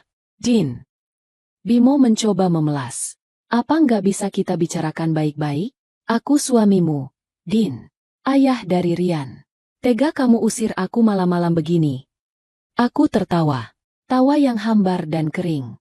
Tega, Mas. Kamu lupa? Baru 1 jam yang lalu kamu biarkan ibumu mendorongku jatuh ke aspal basah. Kamu biarkan anakmu kehujanan. Kamu bilang, pergi sana. Sekarang, saat roda berputar, kamu tanya soal tega. Tapi aku hilaf, Din. Bimo. Teriak ibu mertua yang tiba-tiba berhenti mengemasi barang. Dia berjalan mendekati Bimo, mencengkeram kerah ke meja anaknya. Wajah ibu penuh tuntutan. Kamu ngomong dong sama orang tua ini. Bilang kalau kamu itu manajer. Bilang kalau kamu punya uang. Kita sewa pengacara. Kita tuntut mereka balik. Kamu kan orang kaya, Bim. Jangan diam aja kayak ayam sakit. Bimo menunduk, menghindari tatapan ibunya. Tubuhnya gemetar makin hebat. Ayah melangkah maju perlahan. Manajer. Ayah terkekeh pelan. Bu Ratna, sepertinya ibu ini korban penipuan terbesar di sini. Korban dari anak ibu sendiri. Ayah memberi isyarat pada Pak Rudi. Pak Rudi segera mengeluarkan sebuah map lain, lebih tipis dari yang tadi, dari tas kerjanya. Dia menyerahkan map itu pada ayah. Saya tahu kamu suka berbohong, Bimo. Tapi saya tidak menyangka kamu membohongi ibumu sendiri sampai sejauh ini, kata ayah sambil membuka map itu. Dina mungkin diam saja selama ini demi menjaga harga dirimu. Tapi saya menyelidiki siapa laki-laki yang menikahi putri saya. Ayah mencabut selembar kertas dari map itu dan menyodorkannya ke hadapan Ibu Ratna. Baca ini, Bu. Ini slip gaji anak ibu bulan lalu. Dan ini surat peringatan dari kantornya karena kinerjanya buruk. Ibu Ratna menyambar kertas itu dengan kasar. Matanya menyipit, membaca angka-angka yang tertera di sana. Mulutnya perlahan terbuka, membentuk huruf O yang sempurna. Wajahnya yang tadi merah karena marah, kini berubah menjadi putih pucat seputih kertas di tangannya. 3,5 juta. Suara ibu bergetar, nyaris tak terdengar. Ini pasti salah kan? Nolnya kurang 1 kan? Bimo bilang gajinya 50 juta per bulan. Bimo bilang dia manajer area. Manajer area. Pak Rudi menyahut sinis. Ibu, anak ibu ini staf administrasi gudang. Itu pun statusnya masih kontrak tahunan, belum karyawan tetap. Gajinya UMR, dipotong kasbon dan cicilan motor bebek lamanya yang sudah dijual. Dunia Ibu Ratna runtuh. Dia menatap Bimo dengan pandangan nanar, seolah melihat hantu. Bimo, jelaskan ini. Nak, kamu bohong kan? Kamu bilang mobil Pajero itu kamu beli cash. Kamu bilang rumah ini. Bimo akhirnya menangis meraung, jatuh berlutut di lantai marmer. Maafin Bimo, Bu. Bimo malu. Bimo nggak mau ibu kecewa. Bimo mau ibu bangga punya anak sukses. Bimo terpaksa bohong. Terpaksa bohong? Jerit ibu histeris, memukuli bahu Bimo bertubi-tubi. Kamu tipu ibu. Jadi selama ini, tas-tas branded itu, makan-makan enak di restoran, uang arisan ibu itu uang siapa? Hening sejenak. Bimo tidak menjawab, hanya terisak. Aku yang menjawabnya. Itu uangku, Bu, kataku datar. Uang tabungan yang dikirim ayah setiap bulan untuk Rian. Uang yang seharusnya untuk masa depan cucu ibu. Tapi ibu pakai untuk pamer ke tetangga. Ibu Ratna terhuyung ke belakang, menabrak dinding. Dia menatapku, lalu menatap ayah, dan kembali ke Bimo. Rasa malu, marah, dan kecewa bercampur aduk menjadi satu. Ternyata selama ini, dia menyombongkan diri di atas harta menantu yang dia hina-hina. Dia menyebutku, numpang, padahal dia dan anaknya lah parasit yang sesungguhnya. Siska, yang ternyata belum benar-benar pergi dan masih menguping di ambang pintu luar karena mobilnya terhalang truk, mendengar semuanya. Dia masuk kembali sebentar dengan wajah jijik yang tidak ditutup-tutupi. Gila, umpat Siska sambil menatap Bimo yang bersimpuh. Jadi selama ini lo miskin, Bim? Mobil Pajero itu punya bapaknya Dina? Traktiran lo di kantor itu pakai duit bini lo? Bimo mendongak, menatap selingkuhannya dengan mata basah. Yes, aku bisa jelasin. Gak ada yang perlu dijelasin, potong Siska kasar. Pantesan lo pelit kalau gue minta berlian. Ternyata lo emang kere. Ih, najis gue pacaran sama cowok halu. Siska meludah ke lantai, tepat di dekat kaki Bimo. Bye! Jangan hubungi gue lagi. Gue blokir nomor lo detik ini juga. Wanita itu berbalik dan berlari menembus hujan tanpa menoleh lagi. Suara ban mobilnya yang berdecit meninggalkan pekarangan terdengar beberapa saat kemudian, meninggalkan Bimo yang hancur lebur, kehilangan harga diri, kehilangan selingkuhan, dan sebentar lagi kehilangan tempat tinggal. Ibu Ratna merosot duduk di lantai. Dia tidak menangis, tapi tatapannya kosong. Kebanggaannya sebagai ibu dari anak kaya raya, hancur berkeping-keping. Sudah dramanya? Tanya ayah dingin. Beliau melirik jam tangannya. Sisa 3 menit. Kalau kalian belum keluar, pasukan saya akan membantu kalian keluar. Dengan cara kasar. Pak Rudi memberi kode pada anak buahnya.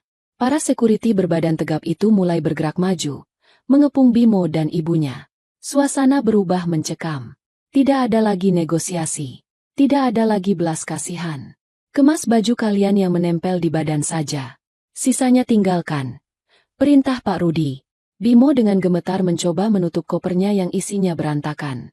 Dia mencoba memasukkan laptop kerjanya. Eits, Pak Rudi menahan tangan Bimo. Laptop itu beli pakai kartu kredit siapa? Kartu tambahan dari Budina kan? Tinggal. Ini buat kerja, Pak. Kalau nggak ada laptop saya dipecat. Mohon Bimo. Itu bukan urusan kami, jawab Pak Rudi dingin, merampas laptop itu. Anda bisa beli lagi nanti pakai gaji UMR Anda. Sekarang, keluar. Bimo menatapku. Matanya memancarkan permohonan yang amat sangat. Din, tolong aku. Laptop itu nyawaku di kantor. Aku memalingkan wajah, menatap Rian yang sedang menggeliat dalam pelukanku. Nyawamu di kantor? Lalu bagaimana dengan nyawa anak kita yang tadi kedinginan di luar? Kamu peduli? Bimo terdiam. Skakmat. Ayah menepuk pundakku pelan, memberiku kekuatan. Anakku benar. Kamu lebih peduli pada benda mati daripada anak istrimu sendiri. Sekarang, angkat kakimu dari sini. Waktu habis. 10 menit selesai. Seru Pak Rudi tegas. Para security tidak lagi basa-basi. 2 orang mengangkat paksa koper Bimo yang setengah terbuka, menyeretnya keluar teras dan melemparkannya ke halaman yang becek. Bruk. Koper itu mendarat di genangan lumpur, membuat baju-baju di dalamnya sebagian mencuat keluar dan basah. Ayo, keluar. Bentak security pada Bimo. Bimo berdiri sempoyongan. Dia mencoba memapah ibunya yang masih lemas di lantai. Namun, tiba-tiba Ibu Ratna melakukan sesuatu yang tak terduga. Dia melepaskan tangan Bimo, lalu merangkak, benar-benar merangkak dengan lututnya, menuju kakiku. Dina. Dina anakku. Ratap Ibu Ratna. Air matanya bercucuran, melunturkan bedak tebal dan maskaranya, membuat wajahnya terlihat mengerikan seperti badut yang sedih. Ibu minta maaf. Nak, Ibu hilaf. Ibu orang tua bodoh. Jangan usir Ibu.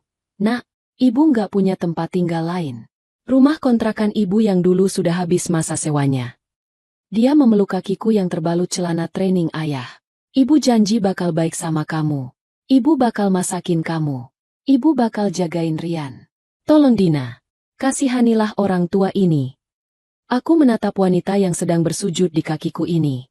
Dulu, wanita ini berdiri tegak sambil menunjuk wajahku, menyebutku, pembantu, dan gelandangan.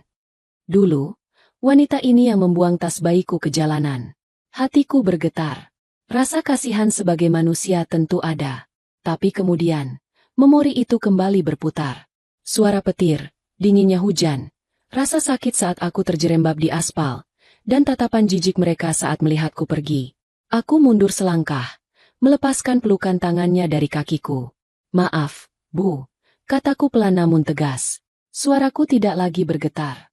Maaf Ibu sudah terlambat. Bukan saya yang tidak punya hati, tapi Ibu yang membunuh rasa hormat saya pelan-pelan setiap hari selama 2 tahun ini. Dina. Ibu menjerit, mencoba meraihku lagi. Ibu ingat kata-kata Ibu tadi sore. Tanyaku menohok. Ibu bilang, kalau bukan karena anakku, kamu sudah jadi gelandangan. Sekarang, saya kembalikan kata-kata itu. Kalau bukan karena ayah saya yang baik hati meminjamkan rumah ini selama 2 tahun, Ibu dan Bimo tidak akan pernah merasakan tidur di kasur empuk dan AC dingin. Sekarang, waktunya fasilitas itu dicabut. Dina, kamu durhaka sama mertua. Maki Ibu. Watak aslinya keluar lagi karena permohonannya ditolak. Cukup. Ayah membentak. Pak Rudi, bawa mereka keluar. Sekarang. 2 security langsung memegang lengan Ibu Ratna kiri dan kanan, mengangkatnya berdiri setengah dipapah, setengah diseret. Ibu meronta-ronta, menjerit-jerit memaki namaku dan nama ayahku. Bimo mencoba membela ibunya, tapi satu dorongan keras dari Pak Rudi di dadanya membuatnya mundur teratur. Jalan sendiri atau diseret? Tanya Pak Rudi. Bimo menatapku untuk terakhir kalinya. Tatapan penuh penyesalan yang terlambat. Aku nyesel, Din. Aku nyesel. Penyesalan selalu datang di akhir. Mas, kalau di awal namanya pendaftaran. Jawabku dingin. Pergilah, bawa ibumu. Jadilah laki-laki yang bertanggung jawab sekali saja dalam hidupmu. Urus ibumu dengan uangmu sendiri, bukan uang istrimu. Mereka digiring keluar pintu utama. Hujan di luar masih turun, meski tidak sederas tadi, tapi cukup untuk membuat siapa saja menggigil. Aku dan ayah mengikuti mereka sampai ke teras. Kami berdiri di tempat yang kering dan hangat, sementara mereka berdiri di halaman yang basah dan gelap. Mobil Pajero itu terparkir manis di garasi, terkunci rapat. Mobil Siska sudah hilang. Tidak ada kendaraan untuk mereka. Mau naik apa kita, Bim? Tangis Ibu Ratna pecah saat menyadari mereka tidak punya kendaraan. Masa kita jalan kaki bawa koper begini? Jalan kaki saja, Bu. Sahut ayah dari teras. Hitung-hitung olahraga malam. Biar ibu merasakan bagaimana rasanya anak saya tadi jalan kaki sambil gendong bayi saat diusir. Kejam kalian. Kejam. Jerit ibu. Karma tidak pernah salah alamat, Bu. Balasku. Pak Rudi memberi isyarat pada sopir truk. Truk engkel itu menyalakan mesinnya, menderu garang, siap mengangkut sisa-sisa barang rongsokan mereka jika ada yang tertinggal di luar. Bimo memungut kopernya yang berlumpur dengan satu tangan. Tangan lainnya memapah ibunya yang terus menangis. Mereka mulai berjalan tertatih-tatih menuju gerbang yang terbuka lebar. Pemandangan itu begitu menyedihkan, tapi juga begitu melegakan. Punggung Bimo yang dulu terlihat gagah kini membungkuk kalah. Ibu Ratna yang selalu mendongak sombong kini berjalan menyeret kaki. Mereka berjalan keluar dari istana yang bukan hak mereka, menuju kegelapan malam yang dingin. Saat bayangan mereka menghilang di balik pagar tembok, ayah menepuk bahu Pak Rudi. Tutup gerbangnya, Rud. Kunci gemboknya. Pak Rudi dan anak buahnya segera mendorong gerbang besi berat itu. Hei, blam! Suara gerbang tertutup itu terdengar seperti musik terindah di telingaku. Suara penutup dari sebuah bab kehidupan yang kelam. Ayah merangkul bahuku erat. Kami berbalik, masuk kembali ke dalam rumah. Rumah ini terasa hening sekarang. Tidak ada lagi suara cempreng ibu mertua yang memaki. Tidak ada lagi bau parfum menyengat Siska. Tidak ada lagi kebohongan Bimo. Yang ada hanya kehangatan. Aku duduk di sofa, memeluk Rian yang baru saja terbangun dan tersenyum melihatku. Ayah duduk di sampingku, mengelus kepala Rian dengan sayang. Sudah selesai, nak, bisik ayah lembut. Kamu aman sekarang. Rian aman. Rumah ini kembali jadi rumahmu. Aku menyandarkan kepalaku di bahu ayah. Rasa lelah luar biasa menyerang tubuhku, tapi hatiku terasa sangat ringan. Seperti ada beban bertonton yang baru saja diangkat dari dadaku. Terima kasih, Yah, ucapku tulus. Terima kasih sudah jadi pelindung Dina. Ayah mengecup puncak kepalaku. Seorang ayah tidak akan pernah membiarkan putrinya berjuang sendirian. Din, ingat itu. Besok, kita urus perceraianmu. Kita mulai hidup baru. Tanpa benalu. Aku mengangguk mantap. Di luar, hujan mulai reda, menyisakan aroma tanah basah yang segar. Fajar sebentar lagi akan menyingsing. Dan aku tahu, matahari esok pagi akan bersinar jauh lebih cerah dari sebelumnya. Aku, Dina, bukan lagi menantu yang tak dianggap. Aku adalah pemilik hidupku sendiri. Dan aku menang. Tamat, menang. Tamat, menang. Tamat, menang. Tamat, menang. Tamat, menang. Tamat, menang.